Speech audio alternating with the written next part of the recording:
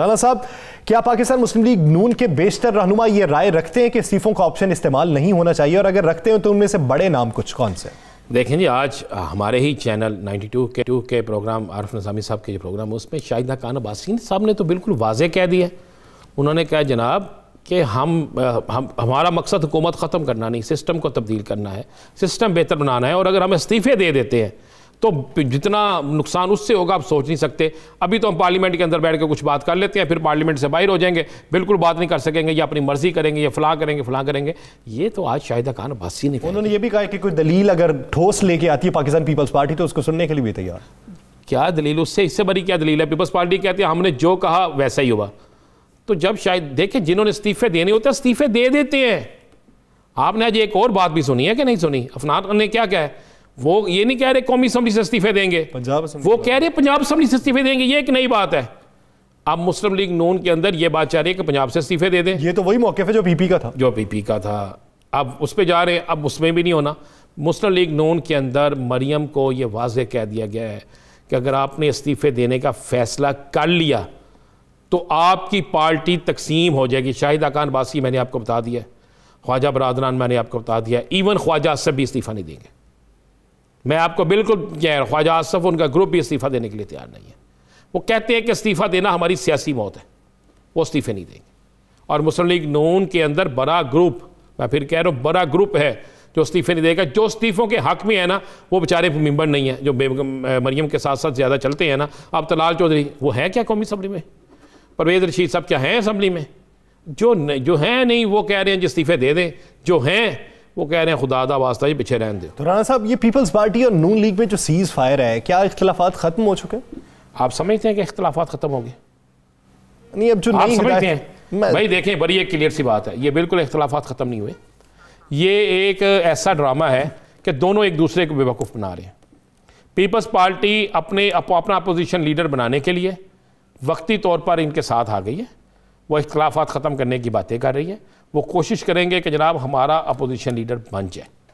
अगर उनका opposition leader ना बना, देखें पीपल्स पार्टी आज के दिन तक तो बड़ी पुरुम्मीद थी कि शायद कोर्ट से उनके हक़ में आ जाएगा डिसीजन, और यूसुफ रज़ा गिलानी साहब जो हैं वो चेयरमैन सेनेट बन जाएंगे। जब वो चेयरमैन सेनेट बन जाएंगे तो फिर उनको गर्जी नहीं थी अपोजिशन लीडर कौन बनता है।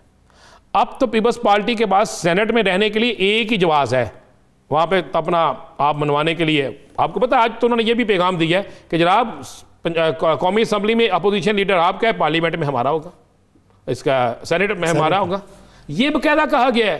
तो अब पीपल्स पार्टी अगर अपना अपोजिशन लीडर नहीं लाती, उनका नहीं बनता, तो फिर पीपल्स पार्टी किसी भी बिल के मामले में, किसी मामले में भी मुस्लिम लीग नून की सेनेट में सपोर्ट नहीं करेगी। या सर, ये वक्ती सुलह है, ये सुलह भी नहीं है, ये सीज फायर है।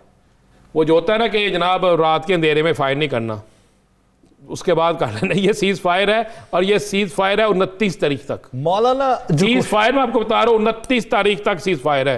29 के बाद क्या? 29 के बाद फिर आप देखिएगा बयानात किधर किधर से किस किस के आते हैं। उसकी वजह 29 तारीख तक आपने अपोजिशन लीडर का फैसला नहीं करना। यानी आप ये समझ रहे हैं कि ये कहना चाह रहे हैं कि पीपल्स पार्टी अगर ना मनवा पाई अपना मौक़िफ़, PMLN ने मनवा लिया, या दोनों में से कोई भी मनवा पाई, तो दोनों के दरमियान फिर भी जंग शुरू हो जाए, टुटगी तरह का करके ये हो जाना। मैं आपको बिल्कुल ये दुरुस्त कह रहा हूँ, ये ऐसा ही हो जाना है। अगर ऐसा ना होना होता, चले मान लीजिए दोनों की सुलह हो गई, सुलह किसी मामले पे तय हुआ होगा ना मामला, क्या पीपल्स पार्टी इस्तीफे देगी? पीपल्स पार्टी सिंध असम्बली तोड़ेगी? पीपल्स पार्टी पार्लियामेंट से बाहर होगी? अगर पीपल्स पार्टी ने पार्लियामेंट से बाहर होना है, पीपल्स पार्टी ने इस्तीफे देने हैं, तो आज जो आज़ाद कश्मीर की इलेक्शन के हवाले से बोर्ड बना, जो उसके चेयरमैन बिलावल भुट्टो हैं, और इनको पता है कि उसी सूरत में कश्मीर का इलेक्शन में हम कुछ जा सकते हैं कि अगर हम कौमी असम्बली में भी होंगे, हमारे पास सिंध भी होगा। अगर ये इस्तीफे दे देंगे तो उसके बाद कहाँ पे किसी को क्या मिलना है? कोई मामला तय नहीं हुआ। ये दोनों एक दूसरे को बेवकूफ़ बनाने के लिए, दोनों एक दूसरे के साथ गेम खेलने के लिए। साहब का आपस में मामलात बाहमी इत्तफाक राय से तय करने पर जो इत्तफाक हुआ है वो किस बात? कोई नहीं, सिर्फ इसमें एक शख्स है जो कोशिश कर रहा है कि इनके मामला तय हो जाए, वो है मिंगल साहब नहीं है जी। नहीं, मौलाना साहब देखें, मौलाना साहब को चाहिए दोनों लाठियां।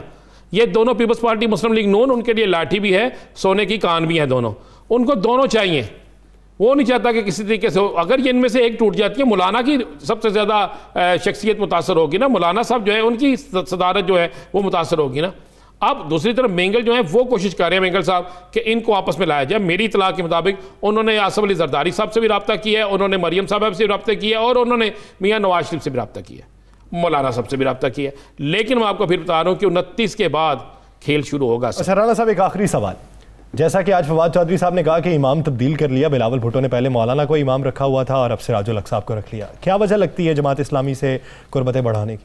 देखें, एक तो उन्होंने साबित एक शुरू कर दिया है, ये बिलावल जो है उन्होंने एक मैसेज दिया मौलाना फजलुर रहमान को भी कि जनाब सिर्फ आप दीनी या आप मजहबी जमातों के नहीं हैं, मौलाना सिराजुल हक साहब भी हैं, अगर आप नहीं तो फिर वो, ये सारी वार्निंग दी है मौलाना फजलुर रहमान को। और मौलाना फजलुर रहमान तभी तो चाहते हैं कि खुदा का वास्ता मेरी छुट्टी ना हो जाए,